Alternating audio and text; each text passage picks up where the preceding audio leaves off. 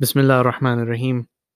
We've been talking about this interesting point that Syeda Fatima Zehra salawatullah realized that the covenant of Allah, that all the blessings of heaven and earth will be revealed and bestowed upon the Muslims, which was promised on the day of Ghadir, as mentioned in Surah Al Ma'idah, preceded by Surah Al Ma'idah, verse 65 and 66. The gifts that were to be revealed, or that the other people of the books could have gotten had they followed the message of Allah. And that message, the corroborating or the supporting message for Muslims, was revealed in verse 67, which was conveyed at the place of Ghadir, which was about the following of AhleBait alayhi salam and the Quran. So Sayyidah Fatima Zahra knew about that. Muslims had forgotten about it. Sayyidah Fatima Zahra struggled to make sure that people realize what they're missing. The rights that they're usurping are not the rights of hers only, but that was a disservice for the entire humanity, for the entire mankind that they were doing. The people who did that in the first year or first few days after the death of the Prophet. So one would argue that uh, even after Umar and Abu Bakr, they usurped the caliphate from Imam Ali alayhi salam, who was divinely nominated and selected. It doesn't mean that the blessings of were taken away from Muslims, because if you look, they Muslims had big conquests. Umar is considered a hero because he conquered parts of Asia, like Persia, Syria, and other places, and as a result, he's considered a hero. As well as one could argue that the blessings of Allah continued at that time. So let me talk about if the blessings of Allah are directly related for some to expansion of territory, then I would argue that there were other people who had much more blessings from Allah. For example, the Mongols, Halaku Khan, he must have, or Genghis Khan, they killed so many people, but probably they had a lot more blessings than Umar and Abu Bakr. Or the British and French Empire, who controlled a lot of the world, killed a lot of people, and enslaved a lot of people. Probably the blessings of Allah were with them at that time. Or Hitler and Mussolini, who are responsible for this bloodshed that happened in the Second World War, First World War. Probably as they were expanding their territory, the blessings of Allah were with them. So the problem is that is not the case.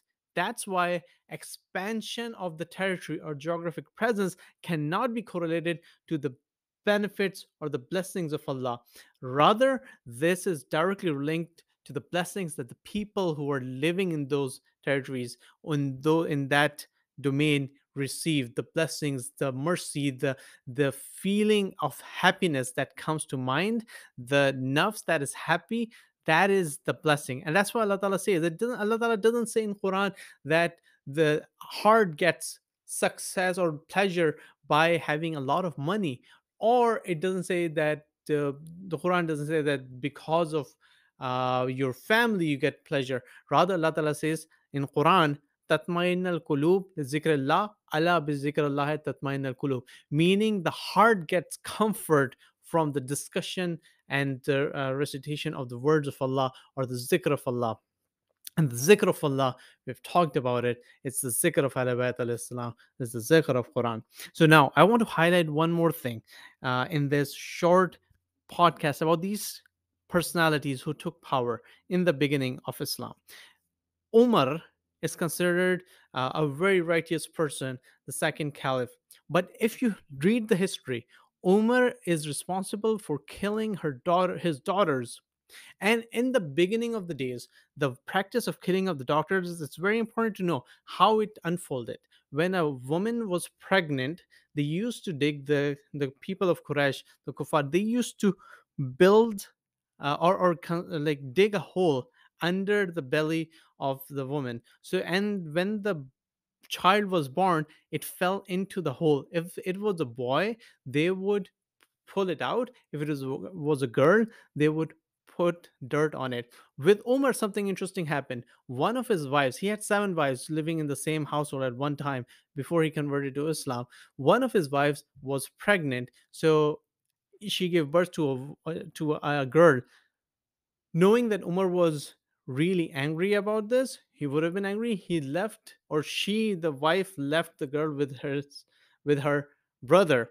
After some time, when the girl became older and past the time of burying alive, she brought her back, knowing that Umar will his heart would melt.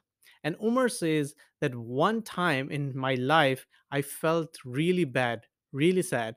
And that time was when I realized I had a girl. I took that girl into the desert. I was digging a hole, and that girl was cleaning my beard of dust. And then when I dug the hole, I came out, pushed her into the hole, and put dirt on her. That was the person who we think had the blessings. We don't think, some people think, had the blessings of Allah because he expanded. It was his nature to be brutal person.